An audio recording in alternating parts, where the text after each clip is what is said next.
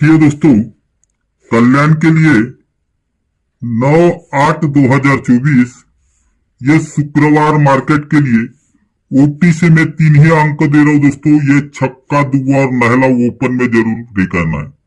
अगर आपको लगता है तो ये अंक लूज में भी प्ले कर सकते हो, पर मेरे हिसाब से ये छक्का दुआ और नहला में से ओपन आना चाहिए।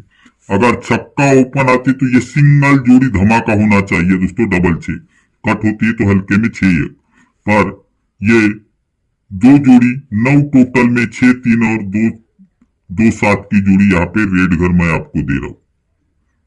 ये 2 7 भी रेड घर हो सकता है। और नहला ओपन मेरे पास है करके ये 9 3 की जोड़ी नहला ओपन और तिया क्लोज के साथ अगर जोड़ी आती है तो इसकी भी लाइन में समझा दूंगा। और ये डबल 6 की ओपन पैनल या क्लोज पैनल ये लगना चाहिए। ये 2 पैनल ओपन में या क्लोज में जरूर लगेगी दोस्तों। करके पैनल के साथ सिंगल जोड़ी दे रहा हूं।